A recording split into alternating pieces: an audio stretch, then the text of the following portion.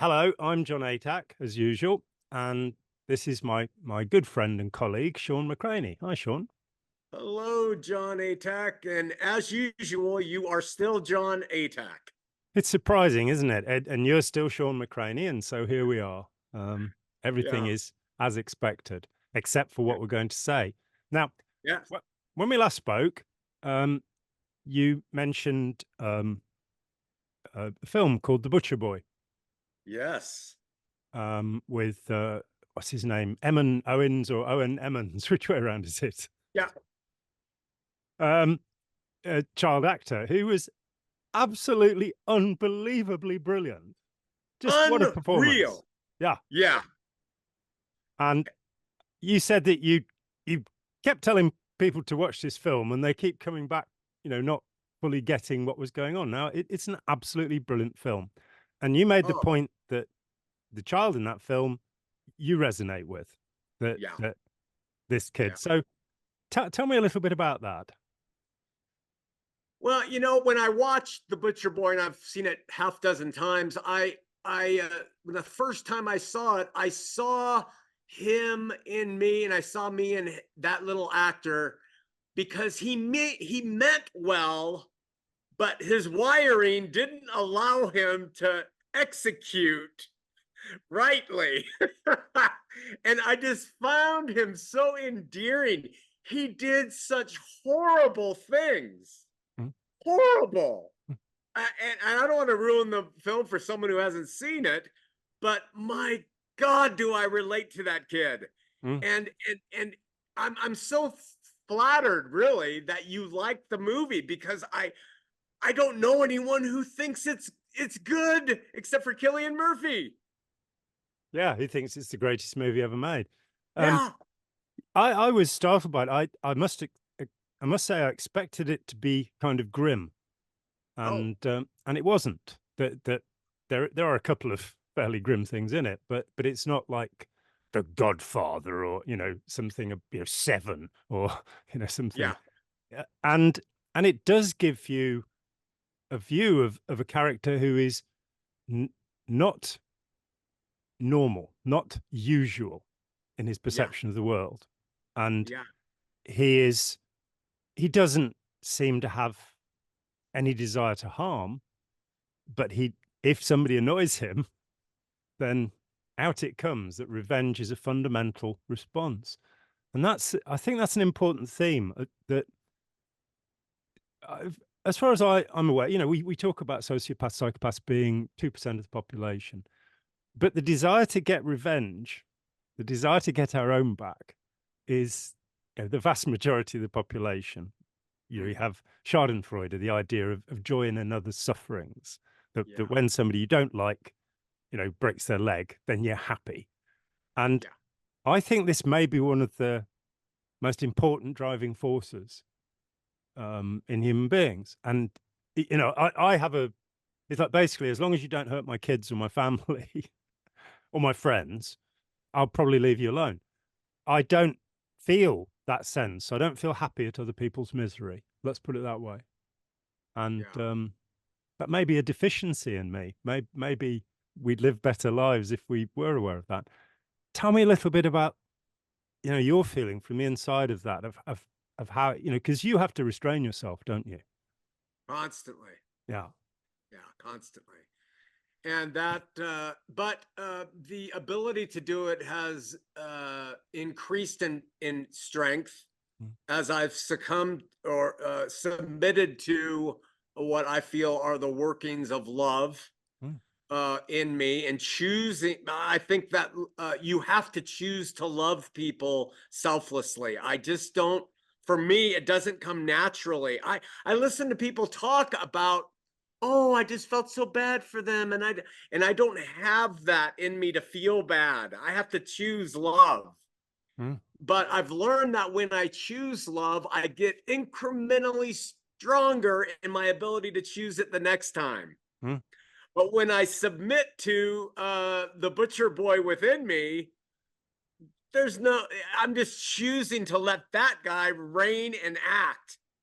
And so that was why I related in part to that movie so well. Plus, it was so brilliantly done Mm, and written. mm, I'm curious about something. I know I'm not the one who's interviewing here, but there was a little boy that he picked on, mm. and he would pick on him, and he would take it. And I used to do that. And I wonder how much you related to that little boy that he would pick on, whose mother was Mrs. Nugent. Yeah, Did Fiona. were you like that as a child? No, not at all. That is the child's called Philip, and the mother, the actress, is the brilliant Fiona Shaw. Fiona Shaw, yeah. Um, is it another thing about the film that I really found? It's set in Ireland, and just the lighting and the color, the cinematography in it are so, beautifully done. Yeah. Um, even down to the color of Fiona Shaw's cardigan, that Yeah. resonates. Probably it's real arty sort of pointless thing, really. Now I come to think about it, but no, I like that kind of thing. No, I was always scrapping. I was Huh. um, n never really picked on. I think because I was taller than most kids until I was sort of 14, I was taller than they were. I And see. then probably because I have a gluten intolerance, I didn't bulk out the way they did at age 14, but I was used to being able to, um, when it happened, to dominate another child. If I, there were a few times, two times I can think of where older kids picked on me, and there was nothing much I could do about that. Yeah. But I was not the geek, the nerd. You know, I think I was the odd fellow. I don't think I fit into. I'm Huh. very neurodivergent, I think. Huh. Neurodivergent. Yeah, I think everybody is though. So. Yeah. I also appreciated the take on the Catholic Church organized religion in The Butcher Boy. Isn't it so true that I don't think we've really come to terms yet with the damage that institution and many other religious organizations have done. In looking at the life of Charles Manson, at the age of 12, he went into a Catholic boys' home, even though he was a Protestant. Um, and the, the descriptions of abuse, the idea that these children are being beaten, which doesn't happen in the Butcher Boy, but they're being beaten and having sermons yelled at them while this is going on, about love and peace and all of this.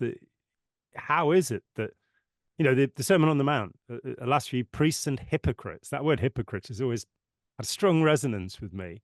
The Huh. idea that, saying that, criticizing the mote of dust in the other person's eye when you've got a plank in your own.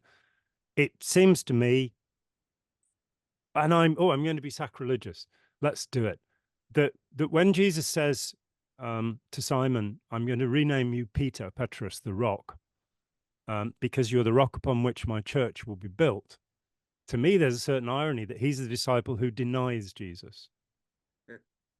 And I think I take that lesson on to say that the church has done the same so frequently. So I think you can be an individual Christian, but I think once you belong to a larger group that dictates how you are meant to behave and believe, you're no longer a Christian. Yeah. Whoops, I've been sacrilegious. I've said it. Oh no, that's not sacrilegious. Not at all. I don't think. No, I don't either. And I think it's important. I mean, the difference between Jewish scholarship and Christian scholarship is a lot of it in Peshar, the looking at what is said in the Bible and interpreting how it matters in our lives rather than saying this is a literal thing and you've got to do it. So when Yeah. Jesus says, if your right eye offends thee, pluck it out, I Yeah. don't think he meant it literally. I hope not. Yeah, and look at the impact that has on religiously minded people. I think there is a segment of our world, or there's a part in our brain that is religiously minded, and when that kind of information gets into their zealot cognition, they take it literally. Yeah, And they take that whole book literally, and then we start doing some really strange things. absolutely. And Yeah. and that brings us into authoritarianism, which is my absolute bugbear. And so when I started doing work involving firstly Scientology and then other cults back in the 1980s, long ago, I started to see the problem as being totalitarianism, total authoritarianism, a word I think was coined to describe Benito Mussolini quite accurately. And that was the problem. And then as the years went by, my colleagues, it's this totalist, totalitarian, it's a typical word that's used to talk about so-called cults, these dangerous groups. And I kind of said, well, it doesn't matter whether it's total or not, does it really? It's this attitude of authoritarianism. I am going to do what you say because I think you know better than I do. And that gives us the Ku Klux Klan, the Catholic Church, and the governments of most countries in the world that we need to shift so that people become capable of making decisions for themselves. I'd rather that somebody voted according to their conscience, even if they're stupid, than that they voted in accordance with somebody else's conscience who they consider clever. But the other year, when Benjamin Netanyahu was having his second or third election of the year, there was a woman who was stopped at the polls who just voted, and the interviewer said, "How did you vote?" And she said, "I voted this way." "Why did you vote that way?" "Because my rabbi told me to." That's not, in fact, democracy. That's crazy. But yeah, and this isn't an interview. This is a conversation, and you are fully welcome to participate to whatever extent you desire. Somebody said in the comments that they talked about me, fundamentally talking, and they were so right. And I know you don't care. I'll do the same thing. We're no different. John, I want to take us back to something we said maybe a couple conversations ago, where I made the statement that I really don't appreciate art school and I don't appreciate theologians or theology school because it teaches people how to do things in something I feel should be more independently derived. You kind of countered that by saying, yeah, but you can learn the framework and principles of art through such education so that you can build upon what has been proven and seen. But that's the justification every religion has. We have figured out what works. You should learn from us, stand on our shoulders, don't think, and then the world will be a better place. What do you think? Well, let's separate the two ideas. I'm a painter. I've done that since I was a kid. I had a couple of years in art college, and I was shocked when I went to art college in the 70s because they didn't teach us anything. They just told us to do things. And the only thing they tried to teach us was how to stretch a canvas. And I cannot be in the same room as rabbit skin size, the traditional glue that's scraped off the inside of a rabbit. It's disgusting. And since acrylic paint was invented, we might as well use that to prime our canvases. So, but there are techniques. You need a support on which you're going to paint. You need a medium with which you're going to paint. And that's the craft of painting. So if you look at the work of Jackson Pollock, of Pablo Picasso, and of Pete Mondrian, it's falling apart because the craft was so bad. Both Pollock and Picasso used car enamel paints onto raw canvas. It'll burn it. It's acidic. So that's the first thing. You need the craft. The second thing is the technique. So rather than somebody in an art college telling me, I know how to do it and you should do it this way, I can look at the way that Rembrandt and Velázquez painted. And I spent my time finding out how they did it. Even though my own work is abstract, my study of the technique of painting was very much to do with, the great masters. Titian, his famous statement about, how do you get your colors? Glazers, 30 or 40, layer upon layer of translucent paint. Rembrandt, I've gone to such depth. I've looked at X-rays of Rembrandt paintings, and I've seen more than 60 of the 300 Rembrandts in the flesh. And I've been pulled away from them by museum guards because I will look across the side of the painting to see how the paint's been put on. But I can tell you that Rembrandt, for example, will have painted in bas relief, that he'll have started with a lead oxide, a lead white, and he will then have sculpted the shapes. In early Rembrandts, you'll see that when he painted a lace ruff, there are hundreds of little strokes. And in later Rembrandts, I've actually seen construction of the brushes that he used. Of course, flat brushes were only invented in the 19th century. All brushes were round until then. And he used a straw brush that was about 3 inches across to paint a ruff. So it'd be one stroke. And you can see by x-rays where he's taken out failed strokes and then gone back again.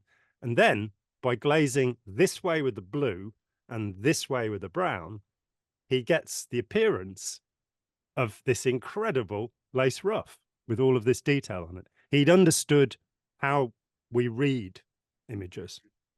He'd understood how to fake things. So I studied those guys. They had the technique. The next step is to leap off and make something of your own. And it took me certainly 10 years, which is the normal idea of, you know, an expert's about 10 years of doing something. And I started to produce work that it looks like mine. Doesn't look like anybody else. I think the problem is where we said about cloning something. And so it's, you know, and when you move that over into religious studies, I think it is a great idea to understand, you know, so I've studied and translated the Tao Te Ching. And ultimately, after reading 60 versions of it, 50 commentaries on it over many years, I went to, there's a guy called Jonathan Starr who offers you every character in translation. And I worked from that the last time in 2005. And so understanding, for example, Tien, which is always, in every version I've seen, translated as heaven in English. Now, the Chinese conception of heaven and the Christian conception of heaven do not meet. They aren't the same thing. It's not a place you go to. It is the proper natural order of things. Tien. And so understanding, you know, again, you might look at the Bible and say, you know, be a good idea to have a bit of Hebrew, tiny bit of Aramaic, and a bit of Greek to understand what was originally being said. But then, and to maybe have an expert, you know, the Jehovah's Witnesses really fall down, and their translation of the Bible was done by somebody who couldn't actually read those languages, you know, so a bit of a mistake. So having an accurate text, but then you have to become an expert. You have to take that and interpret it and I'm going to push life. back on you. I got to push back on you. Do, please. Perhaps there is beauty in the ephemerality of Jackson Pollock. Perhaps we describe right now, to me, I still feel like what you're describing is derivative. I mean, if you build off just because something works and it makes something last longer, and you build off principles of how to actually construct the craft, to me, that still subtracts from the pure expression of creation. And I just don't, I understand how certain Rembrandt and everybody are wonderful artists. And I'm sure if I saw your work, I'd say the same thing. But I just refuse to believe that our best artists must be trained. And they aren't. They aren't anymore. There you go. So art school. And if the same thing comes around with like knowing the languages. I know I have debated the world's biggest scholar on the Trinity. And here's the thing. They have the text. He knows the language. He's been trained by the traditions, and he is locked up in his brain by those things, but he doesn't know that he can't hear the music. He knows the lyrics, but he doesn't hear the music. And that's the difference. To hear the music from yourself, to create and interpret what you're reading in the Tao Te Ching or in the Bible, that is the spirit that I seek in my life to really liberate myself. To me, I'm confined when I embrace all the things that you rationally, reasonably have just presented. Yeah, fair enough. I think firstly that we come into the trouble of an absolute metaphor, the idea that we can take these two things, and if this is true here, then it'll be true there, and Yeah. on we go. My favorite example of an absolute metaphor is Ron Hubbard in his book Dianetics, the Modern Science of Mental Health, put forward the idea that the human mind is like a calculator. He used the word computer because that was the word used in 1950. And if one of the numbers is held down, then the calculator won't work. So you have a held down 7 or a held down 5, depending which part of the book he's using it in. And this becomes an absolute metaphor so that you can now say, well, the mind is a calculator. So you get people. I've recently had a dispute with a man who told me that I got to tell our audience, John told me before we started that he's been sick since Sunday. So being the trooper he is, he still decided to meet with me today. And this is the result of an illness. So, I want to defend him from having a nagging cough. Thank you. It's most kind. So the metaphor of art school and the metaphor of religious studies, I don't think run purely in parallel. With Jackson Pollock, you see, I can go off with that metaphor and say, well, yeah, but hang on a minute. Jackson Pollock was an alcoholic who fundamentally dribbled paint. I've seen, blue poles, lavender mist, whatever. And until I saw them, when I saw them illustrated in books, I thought they were rather good. And then when I saw them, they were awful. They were, he'd pastiched Arshile Gorky, and then he'd pastiched Picasso, not particularly well. Then he'd gone among the Navajo and seen sand painting. And I think the Ed Harris movie sums up, I think it's a brilliant piece of work. That's who Jackson Pollock was. Way up there on my list. Yeah, brilliantly made. But so I don't really respect the work he did. With Pete Mondrian, Mondrian injected this idea, which is that painting should be non-objective. It should never look like anything. And that kind of restricted his work a bit. And it was then used very much like a theologian saying, oh, no, I can see there's something that looks like a tree in your painting. So it's not, so Kandinsky's no good because you can see. And I'm kind of going, so you've now got rid of 99% of what you can do visually because it mustn't look like something. But that becomes objective. That's an objective demand. Well, he's talking about objects, so non-objective in the simplest sense of the word. And it's like an idea in theology that you're told, well, you mustn't wear the color pink. Because it says in the Bible, and you're kind of going, you kind of missed the point. So again, if learning the craft and the technique of painting, if you don't do that, your work will be ephemeral.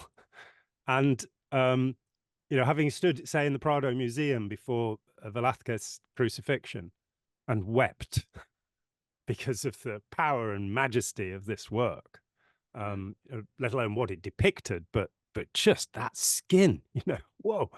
That for me, art, when it's great, is transcendent. And that can take us off into a whole other set of areas. I was talking to my wife yesterday about seeing David's Death of Marat. Just Marat in the bath, like that. And he's just been stabbed by Charlotte Corday, and he's got the letter that she gave him in his hand. Now, David was a close friend of Marat's. And so, and this painting, I was 13 or 14 when I first saw it in illustration and went, wow, what is it about that? And I was in Brussels and walking around the gallery, and I didn't know it was there. And I walked through a door and I turned around, and there it was.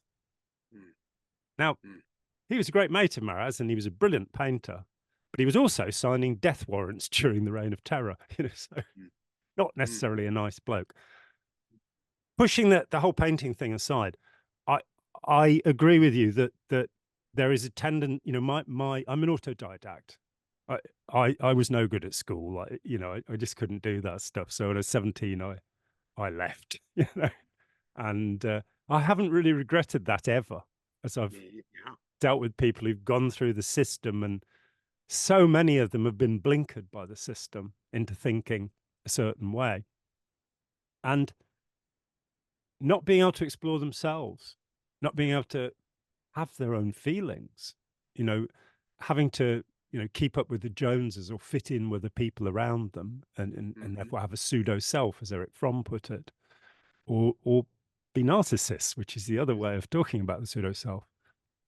So, and we're dealing with the great mystery. We're dealing with something that is much deeper and more significant than painting, though painting is deep and significant. We're dealing with, how do I relate to the universe? And it's not, what rules do I have to follow to be liked, or, you know, to be admired? It's, how close can I get to this? How, you know, how deeply interfused am I with this world? And I do, you know, I agree with you. That's a personal experience. And often as not, the words and the explanations get in the way. Yeah. Yeah.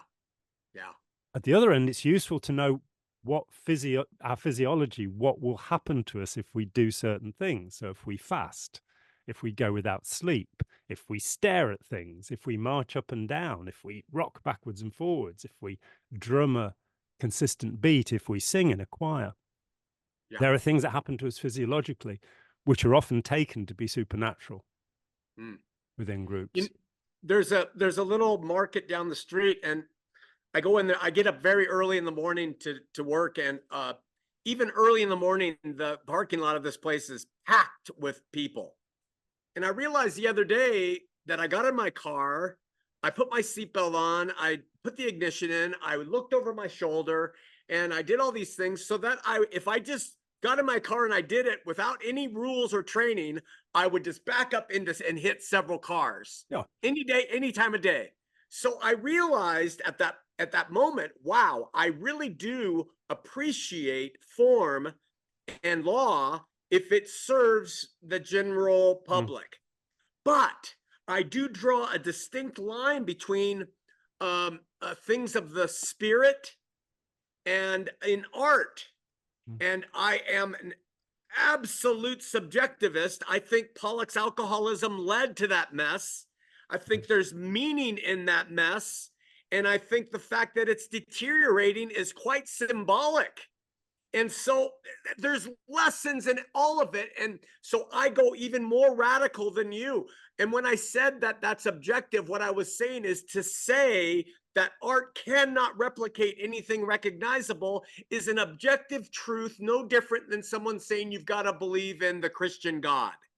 It's all the same objectivism imposed upon us in areas where they should be completely transcendent. Completely. That's why the butcher boy is so beautiful. He's a broken, destroyed human being in the end.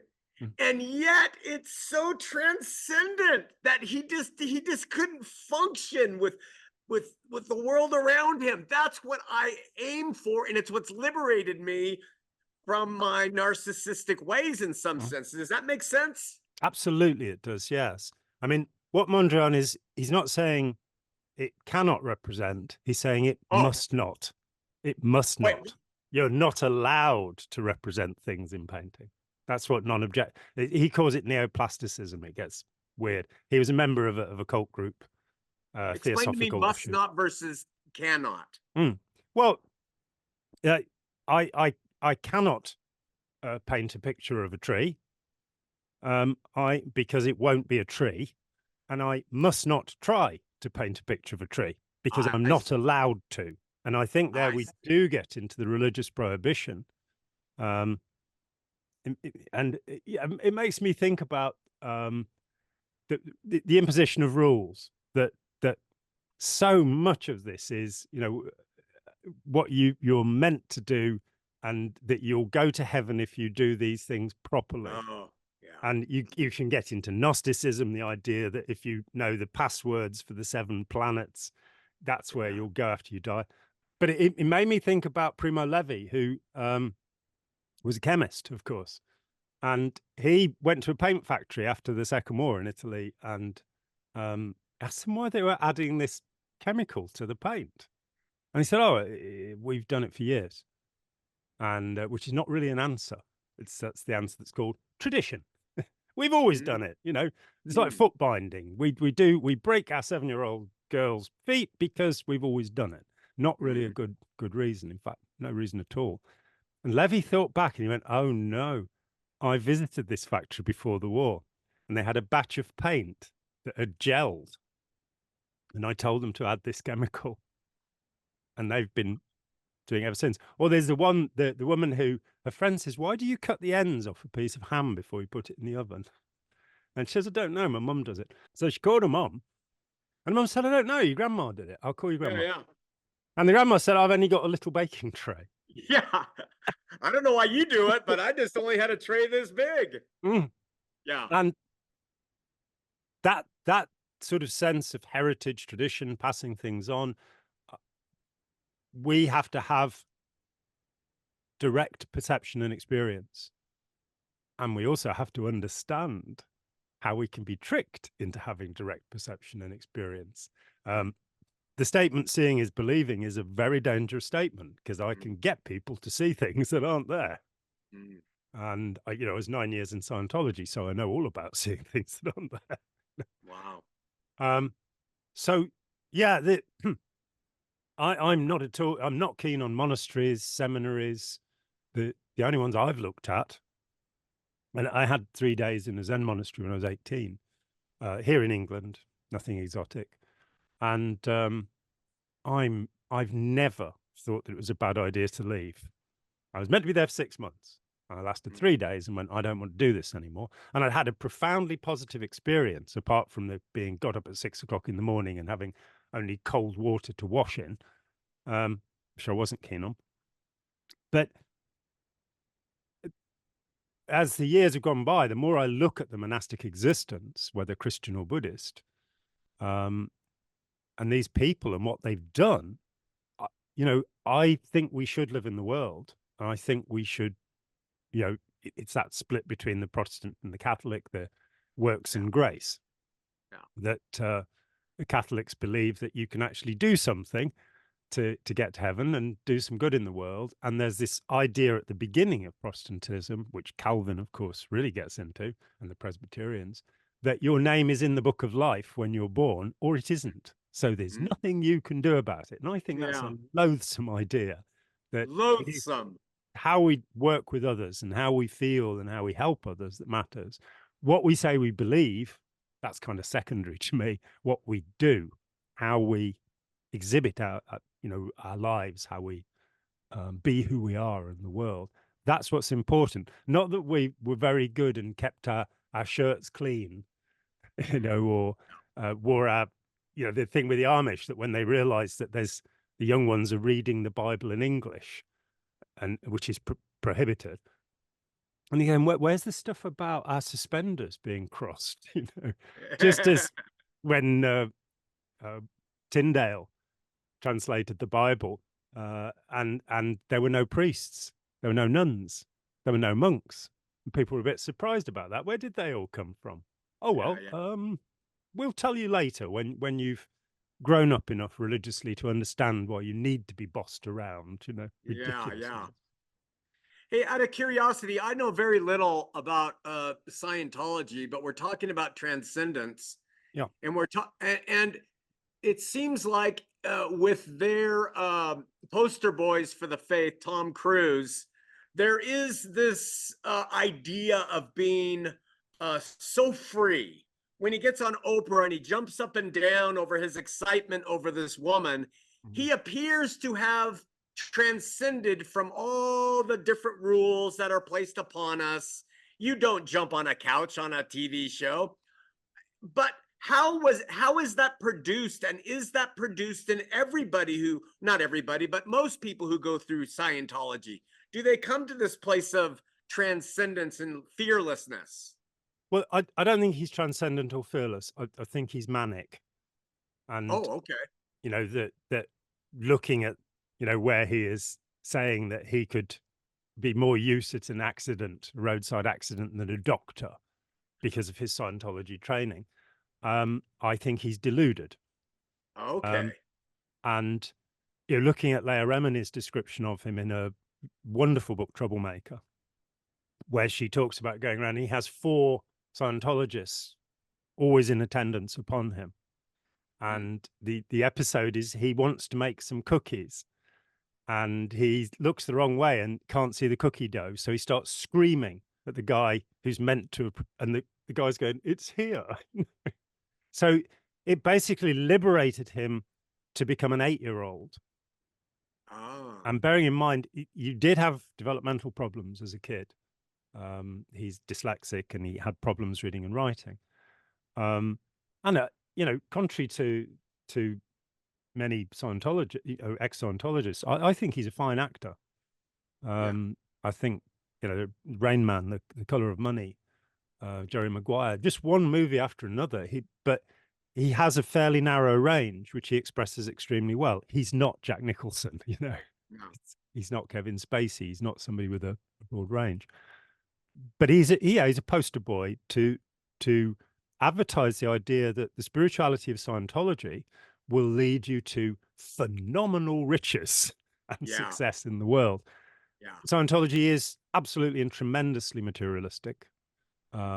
It's not about compassion or helping people. There is this idea that, which I paid no notice to during my membership, but Hubbard says we're here to make the able more able, which is to say, Hubbard didn't care about the disabled. And that does become evident. He was also homophobic. He was also racist. He said, you know, to a Bantu, it's a crime to not steal something, for example. And he devised methods of interrogating black subjects in South Africa by using the e-meter lie detector and strapping electrodes onto them and asking them questions. You know, horrible, terrible man. But so there is no transcendence. The simple goal of Scientology is to get out of your body, to get out of your head, to be exterior.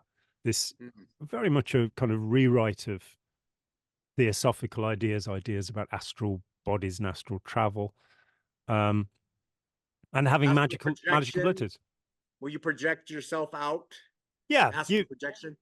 Yeah, exactly. So that Hubbard puts forward the idea that we're all thetans or spirits, and we don't have any actual location in space or in time, and that we can be anywhere we want in the universe at any moment. And perversely, this set of ideas was adopted by various American intelligence agencies directly from Scientology. A man called Ingo Swann, who was a Scientologist, and the physicist Hal Puthoff, who was at Texas University. And the Spoonbenders program, which I'm told in the first Gulf War, there were missiles targeted by psychics. And these people had come out of the Stanford Research Institute, and it's delusive.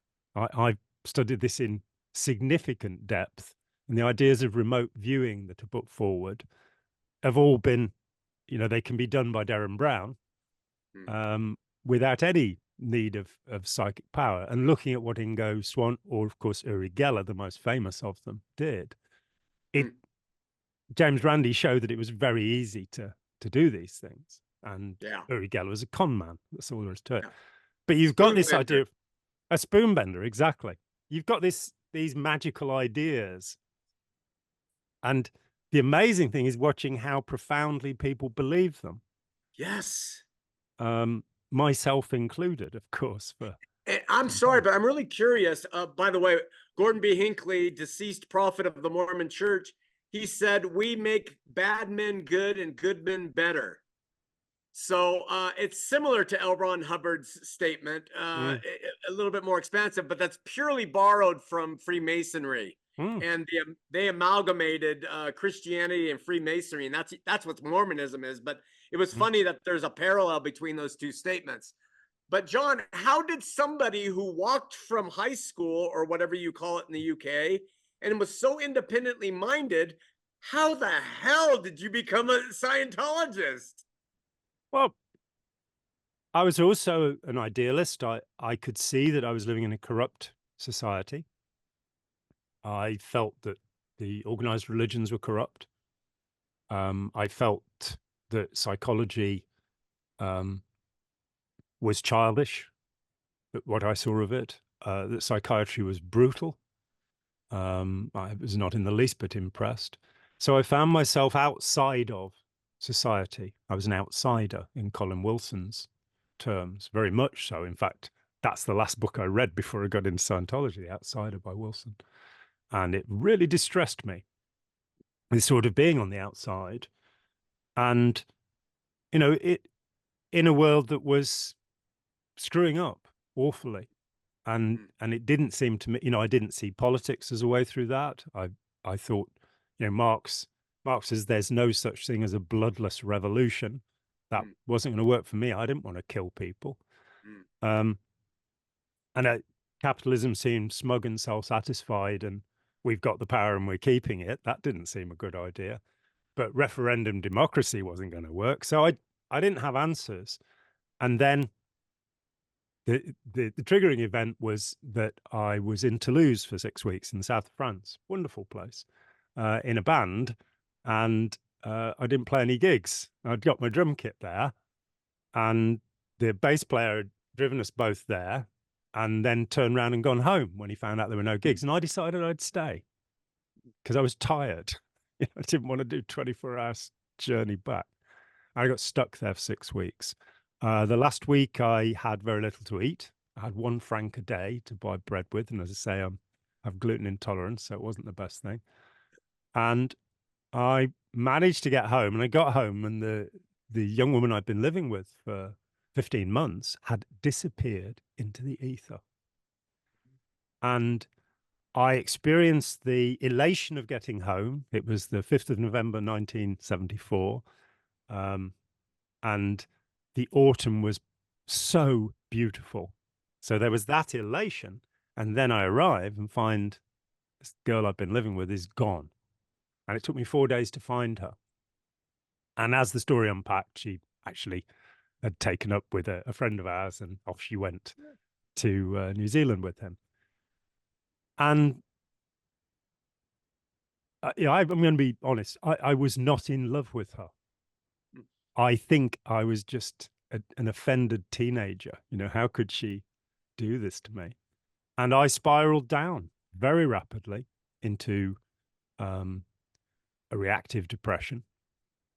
And that prepared me for the experience of Scientology. So when I was at a friend's house, and there was a book called Science of Survival, and I read, it's divided in 2. I read the first volume, and it just seemed so sensible compared to everything else that people were talking, what I knew about counseling, what I knew about psychiatry, the psychiatric answer to what I felt would have been electroconvulsive therapy back then. And that would have really messed me up. So I'm very glad that didn't happen. Or it would have been tricyclic antidepressants, and they wouldn't have worked because I was unhappy because, I should be unhappy, as opposed to endogenous depression, real depression, which we had a survey in this country in the 90s of the use of Prozac. And the Royal College of Psychiatrists said that 80% of prescriptions were wrong because they're given for unhappiness, not for true depression. We've got confused about that. But so I was receptive at that time. I was idealistic. I was a hippie in my own way. I had long hair and wore yellow trousers and that kind of thing, and a buttonhole, often as not. And I was reading Zen Buddhism. I'd been practicing Soto Zen for nearly a year, meditating every day. That wasn't helping me. And nobody in my environment was helping me. And I went to this place, and there were these wonderful young people who were a couple of years older than me. They were university graduates from Bournemouth, artists, talented people. And they were full of life. They were just brimming over with this thing they wanted to share with people, something you'll meet in many communities. And of course, as the years went by, I am sad to say that these people were, well, their lives were ripped apart by what happened to them afterwards in Scientology. I was very lucky I wasn't, but it gave me a structure through which to see the world. And because it's such an incredibly complicated structure, it kept me busy until one day I looked, I left because I believed in it. And I thought that Hubbard was gone and we had to rescue Scientology. And so I became the center of the independent movement in the UK.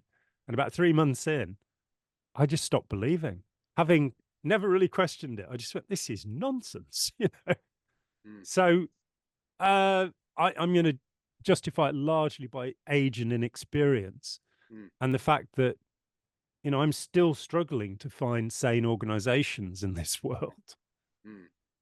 So John, listening to your story, and I've listened to hundreds of LDS exiting LDS stories.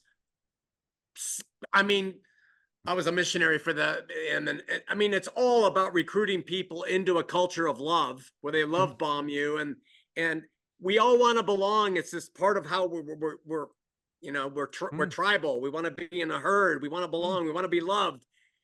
But one of my favorite songwriters wrote, "We are the prey, and culture is the predator." And I feel like that's how these systems prey upon people like you at that time when you were young. The question I have for you is, did you allow religion and its prostitution of Jesus, did that remove him as an option from your mind? I mean, what does he represent as a religious leader that you would be opposed to now as a mature man? Whoa, there's a question, Shawn. I think I've told you that when I was 13, I asked a religious instruction teacher, if God could ever forgive the devil, and he said no. And at that point, I didn't think about it. I just stopped believing. But I didn't stop believing in the Gospels. I reread the Gospels when I was 17 and noticed contradictions between them, as one does. Was there vinegar on the sponge or water? And found much there that is useful and true. Consider the tree by the fruit thereof. There is a really important idea. It's not what people say, it's what they do. See what's happening there. I.e., politicians are liars. That's another way of looking at that. And the idea of hypocrisy, as I say, was very significant to me. I had something of a problem with the coming to separate the wheat from the chaff. Okay. I take the point of view that I could not be happy in heaven if anybody was being tortured in hell, because I don't like the idea of people being tortured. And it has been put to me by Christians that my memory will be wiped, so I won't know about that. And I'm not really keen on that either. But I think they're trivial concerns to some extent. The idea that Jesus represents a manifestation of God. Well, I have taken this up with my professor friend Jim Beverley and said, well, where in the Gospels does Jesus claim to be the Son of God? John the Baptist hears a voice saying, this is my only begotten Son. But where does he? And Jim said, oh, well, he says the Father and I are one. And I kind of went, but isn't that true for all of us? So this idea of the Trinity, and so I suppose perhaps I take a Muslim view that Jesus is one of the prophets. He's somebody who speaks. There is profundity there. How much of that was in the original teaching? How much was added by the followers of Paul? We don't know. But are the ideas useful? That's, I pushed everything else aside. And so I don't believe in a Messiah or Messiah who's going to save humanity. I follow Robert Graves's argument that Jesus, when he's written about, there is a significant attempt, particularly in the synoptic Gospels, Matthew, Mark, and Luke, to make him fulfill the three messianic prophecies: the king of earth, the king on earth, the king of heaven, and the man of sorrows. Three quite different prophecies, and they're pulled together. And I do believe that the Gospels and the Acts of the Apostles and the letters are tailored towards convincing us of something that perhaps was never taught by Yeshua. We don't even have his name right, you know. Right. So, Were they but I never put it aside. No. Was it a collusion, you think, of the synoptic writers? Do you think they worked together? Was there some kind of mad plan, or do you No. think it just okay? This is, I think if we look at St. Paul and say there's this division. When Jesus is touched by the Syrophoenician woman, he says, "Who touched me?" She says, "I did, Lord." And he says, "I didn't come to feed the dogs." Now, she is Jewish by religion, but not genetically, not by birth. Why is he saying this? It seems to me that Jesus, if there was a historical Jesus, he was an anti-legalist in the tradition of the Rabbi Hillel. He was somebody who came to reform Judaism. I don't see anything about him wishing to preach to the Gentiles. When Paul makes his first mission, there are problems because he is converting people who are not circumcised, God-fearers. The Septuagint, the translation of the 70 of Torah, of the Old Testament, is phenomenally popular. It's like the Harry Potter novels. It's gone all through the Greek-speaking Roman world, and the intelligentsia, who are largely involved with mystery cults like Mithraism, very much like Scientology or the Freemasons, where you go through a set of levels, or the Gnostics, to achieve some ridiculous position. And they are pulled away from this by this profound and to them completely new teaching. And they want to join, but they know that circumcision will probably kill them as adults. And that's a bit difficult, and it could get infected and very nasty. So Paul is sort of on the side that's saying, well, this is a teaching for everyone. And I think there's tremendous virtue in that. But I'm not sure that it was the original intention. And in terms of the Gospels, it's rather like if you look at Jiangsu. If you look at Jiangsu, there are 33 chapters in the book. The first 7 are called the inner teaching, or the inner chapters, because they are attributed to Jiangsu himself. The other 26 have at least 3 different authors, and you can pull them apart. Angus Graham and Feng Yulan have both done that brilliantly, and see that they actually don't believe the same things that Jiangsu believed. In fact, Feng Yulan reconstructed the whole of Chinese philosophy as it existed when the Qin emperor destroyed all the books, burnt everything, except for the classics, the Lao Tzu, the Jiangsu, Confucius, Zhongfutsu. So these are guys who write within the school of Jiangsu. The same thing was perfectly normal in the Middle East, that if you belong to the school, then you wrote under the name of the school. And of course, the Gospel of John the Divine is very likely such a work. It's written by a Johannine. It's not written by John himself. But the authority depends upon him being a pupil, in the same way that Matthew, Mark, and Luke are pupils of Paul. So to unscramble that and to say, these texts are incredibly valuable, but I do not believe they are the received word of God. I believe, when Jesus was given news of John the Baptist's death, he says, "Not that I believe the words of men." So why should we believe the words of John the Baptist, that Jesus was the Son of God? Great insights. Great stuff. I mean, I asked the question. I'm glad for the honest answer. I think there are some reasonable responses to much of what you've said, but I think that your insights are valuable because they cause all of us to be, they give us tools to be able to discern between manipulation and between what might be real. Yes. Yeah.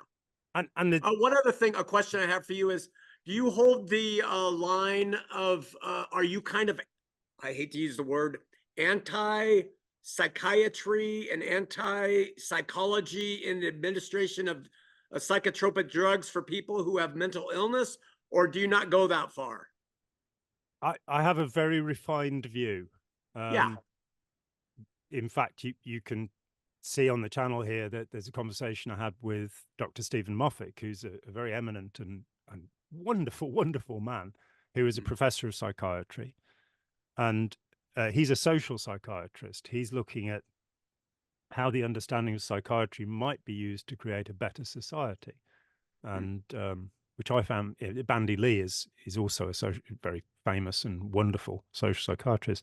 So I take the view and that to have a subject like religion or psychiatry, it's too much. So there are some incredible, insightful people. I think if somebody has a bipolar disorder, my good friend John Hunter, who's a great expert on the subject and himself is manic depressive, has bipolar. He's only had 3 manic episodes since 2003 because he's learned how to control it. And a part of that, I believe, is using lithium carbonate. And I've had friends who didn't like lithium and had problems with it. I've had other friends who did well with it. When people have been traumatized, the work on the use of MDMA, ecstasy, and there's not been enough of it, but it's now been legalized for medical use in Australia, and it looks as if the US will legalize, having been considered a dreadful psychotropic drug for so long. So I think that, and the more recent use of psilocybin and LSD and microdosing, I'm very suspicious of these studies. They're too small, and we should not leap to conclusions. But on the other hand, the conclusions in the 60s that these things were really dangerous and were going to destroy society proved to be absolute nonsense. And the idea that it was actually the American government that introduced LSD through the CIA to the population makes a farce of the whole thing. So I think psychiatry is a lot better than it was. I think it's dreadfully underfunded. I think that people who are suffering from definable psychiatric illness can and often are helped by certain techniques. I campaigned against electroconvulsive therapy as a Scientologist, and I have not changed my view.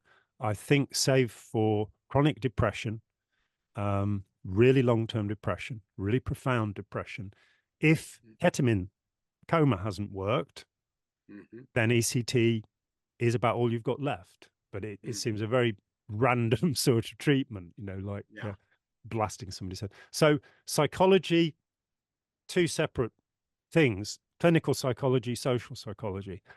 Most of what I understand about humanity comes from social psychology. It comes from people like Philip Zimbardo or Anthony Braccanis, Bob Cialdini, Robert J. Lifton, the psychiatrist. These people, which is social psychiatry, that understanding of the world, I think, is very useful. The clinical psychology, there is all sorts of nonsense there. There's a wonderful book called A Mind So Rare by a man called Merlin Donald, who was a research psychologist for his whole career, Canadian. And he explains why we shouldn't trust the results of most psychological experiments, these things that you have a computer screen and a little dot and this, that, and the other, that they're not actually how we work. And I think there's also this tremendous amount of hubris, isn't there? The idea we now understand how the mind works. Yeah. We don't. There are 86 billion neurons. There are 3,322 different types of neuron identified, and they can communicate possibly to 200 other neurons at the same time. This is not like a computer. This is not a simple thing. This is a beautifully complicated thing, and we are far from understanding it. It's almost like the arrogance of religion that says they can tell us who God is. Exactly, yeah. And describe his thoughts and ways and love, and if there is one, right? Yeah. Yeah, fascinating. And as Meister Eckhart said, and I think we've said this before, anything that can be said about God will not be true. And of all the mystics, and I've never stopped reading mystical literature, I think so much of it is, which of these metaphors suit me? And the metaphors that say that we should despise other people, look down upon other people, consider ourselves superior and elect, those are the metaphors I don't like, because they're really dangerous. And the claims to humility, Donald Trump in Think Like a Champion says, one of the things people don't know about me is I am tremendously humble.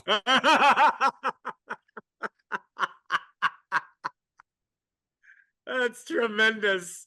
I had this guy write to me the other week and tell me that he didn't brag. And you're going, what do you do with that expression? I don't brag. It's like, That's what so is funny. that other than a brag, you know? But John, I really think that you could do something wonderful for your viewers and for me if you came out with your. I read Thomas Sowell's his recommendation for the top 10 books, and he gave them, and they're erudite and they're very complex and difficult. I would love to see John Attack's top 10 of all time life-changing, mind-altering books.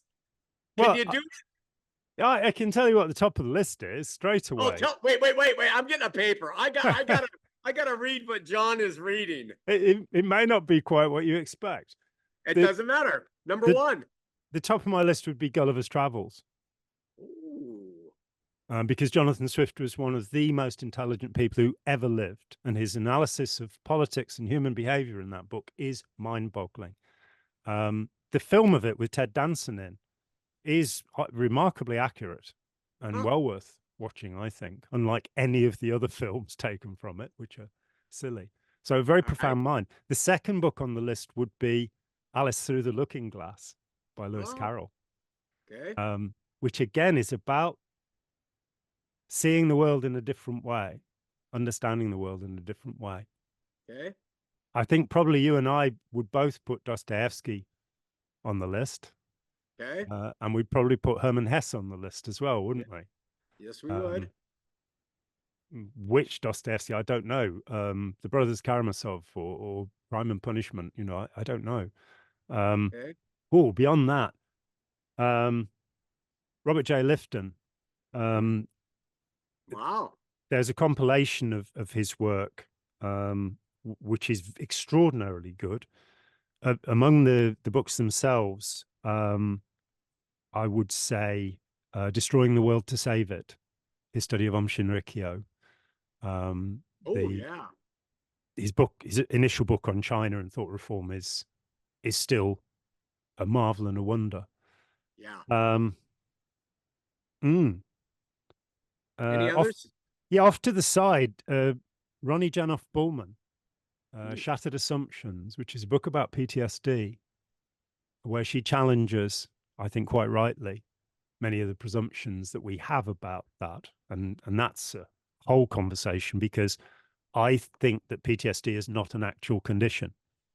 I think it is a bag of many different conditions. And so, you know, it has to be treated according to what is really happening rather than somebody's little rules about how you ought to behave.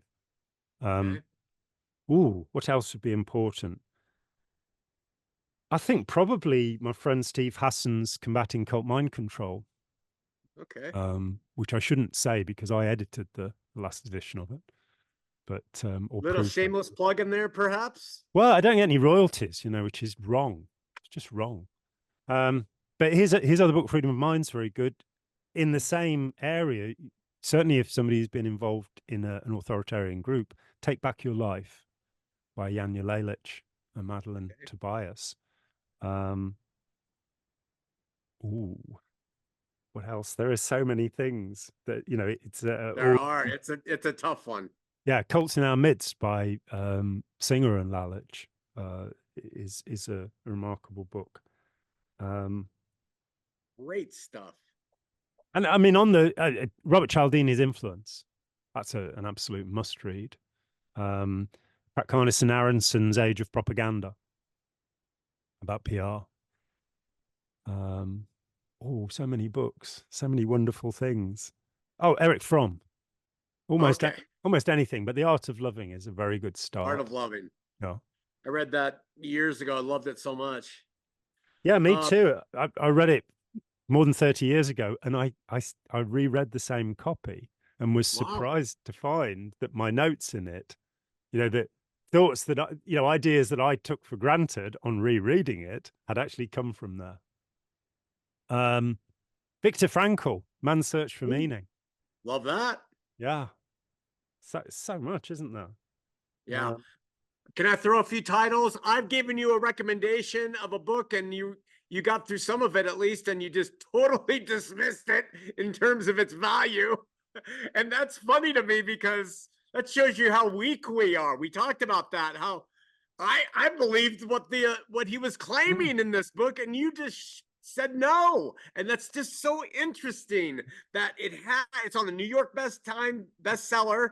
It's it's by somebody who has skill. There it is. You got it. And yeah, a first-rate madness. And you say just not even worth it, right? It's been fascinating. I've nearly finished it actually, because I've spent years looking for something that where the author passes all the tests of authority, but the book doesn't.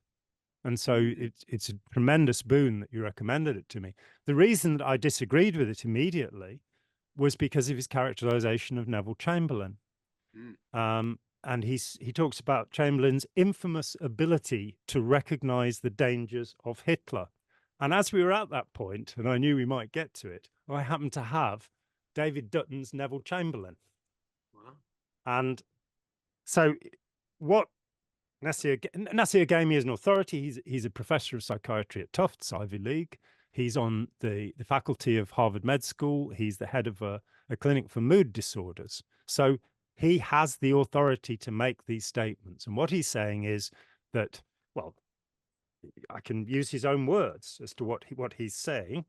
We don't have to go any further from there. The theory argue, oh no, that's another one there. He's basically saying that mentally ill people make the best leaders in times of crisis. Yeah. And so of Chamberlain, where's Chamberlain gone? Yeah, the infamous ability of his eminently sane. Churchill's realistic assessment of the Nazi threat contrasts with the infamous inability of his eminently sane colleague Neville Chamberlain to recognize that threat. All right. Hitler became chancellor in January 1933. The 1934 election campaign in Britain, Chamberlain was the Chancellor of the Exchequer, Secretary of the Treasury. He was in charge of the money. There is a diary entry of his in 1935, so infamous inability to recognize, where he speaks exactly about the main danger at the moment being Germany. The next year, as Chancellor of the Exchequer, he put forward the proposal to rearm. Rearmament of Britain was led by Chamberlain because of the fear of Germany. And the Labour Party voted against any money going to rearmament. And then a Labour journalist called Michael Foot and two of his friends, Foot would later become leader of the Labour Party, just before Chamberlain died in 1940, published a book called The Guilty Men, saying that the war was there because of Chamberlain, that Britain should have attacked Germany over Czechoslovakia. Well, the military reports are that once the Anschluss, the union with Austria, had happened, there was no defense on the Czech border to Austria. It was all on the German border. So there was no military possibility of saving Czechoslovakia. Hitler was complaining that the 3 million German speakers in the Sudetenland in Czechoslovakia were being oppressed. There was a mass killing of 80 German speakers by Czechs, which is not often reported in the history books. So Hitler was defending a persecuted minority. And there was no chance of defending that country. It's locked in the middle of Europe. And the military advice, and Churchill actually congratulated Chamberlain on getting peace in our time for Munich. Chamberlain knew very well, because he's the man who'd rearmed the Air Force, and Churchill wanted bombers. And Chamberlain said, no, we need fighter aircraft.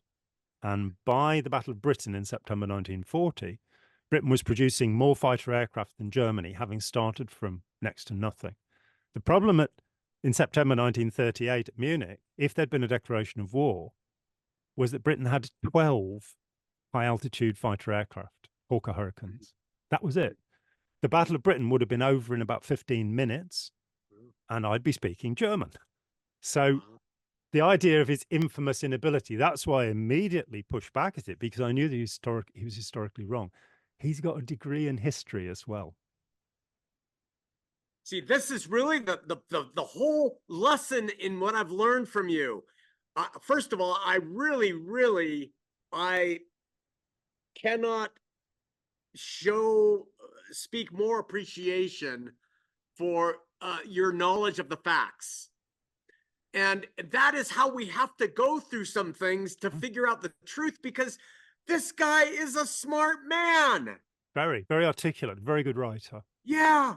And so it hooked me. I thought, okay, he's credentialed, he knows. And yet I meet with John, who, and you uncover the truth. This is the thing. Why do we get books from authorities and we read it and we say, like I did, wow, great book, so insightful, so true. What is it about us that will take somebody and we give them the authority to speak on things, even with the credentials, and they're wrong? What is it?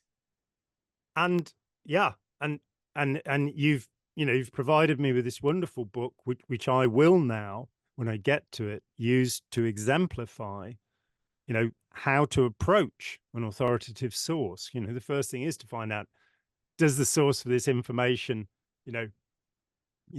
when David Icke said that the royal family were all lizards, does David Icke actually have the credentials to be determining that our dear Queen was a lizard?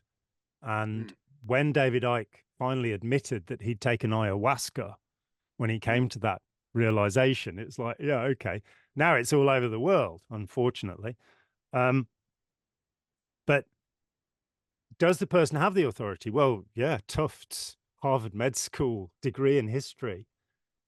And then you sort of look at the assertions one by one. So there are 8 mentally ill or mad leaders, and he never differentiates between mental illness and madness, not properly. So those people who are manic depressive, like William Tecumseh Sherman, yes, they are by definition at times mad. But those people who are depressed, like Churchill, are not delusional. They're not mad. And he's a psychiatrist. He should understand that his first-rate madness is not necessarily madness, it's mental illness. And it leads me to the conclusion, are we more likely to get rational books about psychiatry out of irrational psychiatrists or rational psychiatrists? Because this idea that in crisis a mentally ill leader is best, this is such a conversation, and there isn't time to have it. But that he mentions William Tecumseh Sherman as a great leader in a time of crisis, I'm going, look, I'm no expert on US history, but as far as I see it, the division in the United States today is because of Sherman more than any other individual. He was not a great leader. He was a murdering, barbarous thug. What's more, he makes no mention of what he did after the Civil War, which was the genocide of the Plains Indians. So how is he to be elevated as a great leader? So I have a problem there. He then says that Neville Chamberlain is a homoclite, not a word I was familiar with, a normal person. According to Roy Grinker, psychiatrist Roy Grinker, who actually, his work I have encountered before, because Hubbard stole from him, Ron Hubbard stole from him.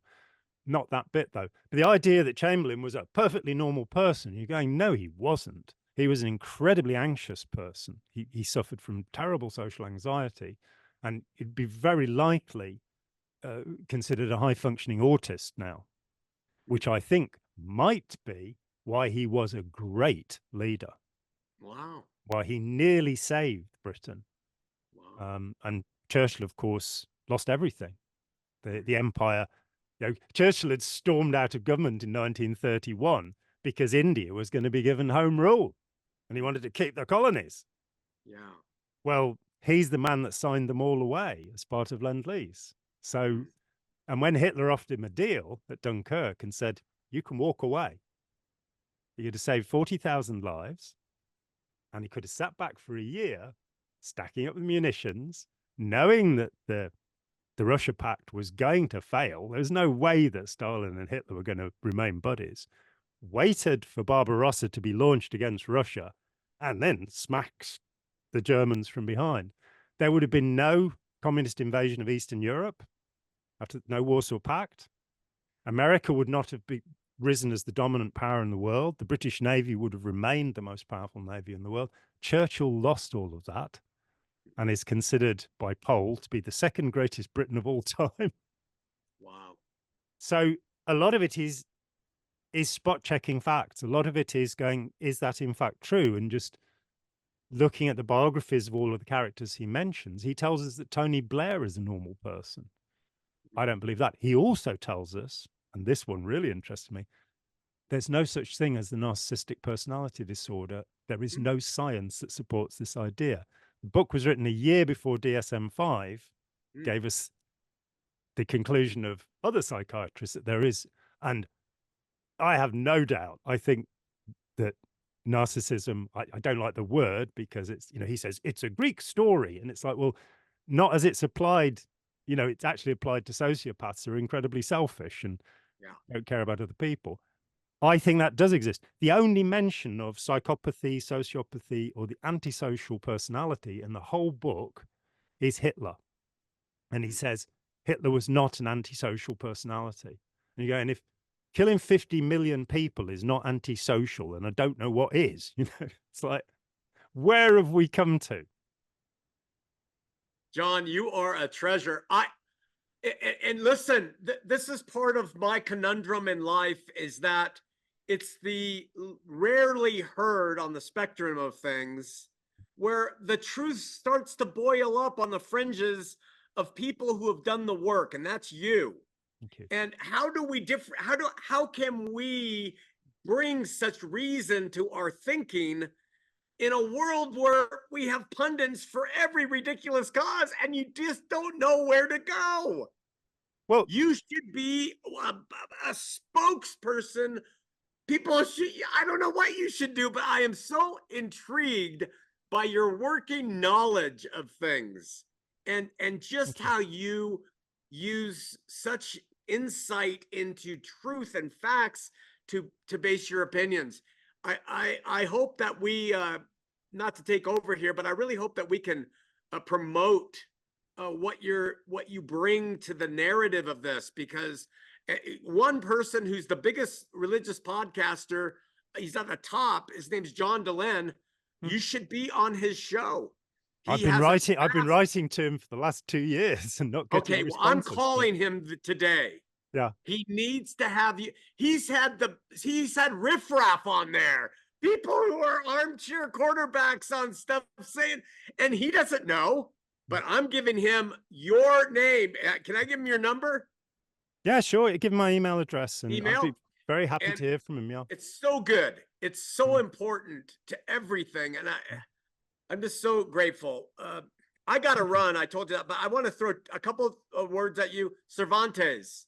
Yeah, absolutely. Yeah. Okay. All right. Yeah. Wanted to see if that was on the list. Yeah. And of course, Orson Welles and Terry Gilliam and many other people's attempts to get just that aspect of Cervantes' incredible mind over to us. And I am somebody who spent a lifetime tilting at windmills. And, me too. My assistant Spike says that she's Sancho Panza. So, we do have some understanding of that. In terms of my approach and my work, what I've done is written down. I've written more than 500 articles. I've given nearly 500 videos. The center of that would be my book, Opening Our Minds. And maybe if you can look at that, we can talk about what's in there, because that is how I approach the world. And those are things that I think are vital to us surviving the predatory climate in which we live. The predation of corporations, of religious groups, of politicians, and to make some breakthrough into a different way of being, which is about helping people to make their own minds up rather than telling them what they ought to believe, which of course we're seeing with populism all over the world again. Yeah. Such a blessing to my life to know you. I will Likewise. do conversation whenever we can because I learn. I'm just sitting here absorbing like a sponge insights that I've never really considered. Well, Thank you. and to the commentator who complained about my smugness, I have apologized. Well, I didn't And see it. I did. I made some comments, but then I haven't been back at it. Did mm, someone say something negative? oh, there have been a couple of things, and it's all okay. I mean, I'm glad that people feel able to say that as long as they're not abusive. I don't mind, and um, I'd get bored listening to me, you know. So I do understand that. So and and I'm fascinated by your process, and I think, as I've said before, that people can learn so much from your transformation, your change of heart, and Yeah. if the world is to change, you exemplify the change that's needed, which is people caring about other people. But also, and this has been my life's work, realizing that that's the only way. You Yeah. will have a miserable life if you don't care for other people. Yeah. Amen. You might have a miserable life anyway, but Yeah. Boy, it sure changes the whole complexion, though. yeah, Thank you so much. Yeah. yeah, grand. So thanks for this. We'll book another slot, and Let's do it. we'll switch the little recording thing off. Thanks to everybody for watching. Please comment. Shawn will come along and answer some comments. I might as well. Spike probably will. And let us know what else you'd like to know about. If there's something, a question we can answer, then we'd like to give that a try. So thanks so much. Thanks, John. Thanks, Spike. Hi, John here. Thanks for watching. We'd appreciate it very much if you would click like, as well as subscribe, and click the bell for notifications. Every dollar helps, and we welcome new patrons on Patreon, or you can make a one-off payment with any currency through PayPal. Thanks so much.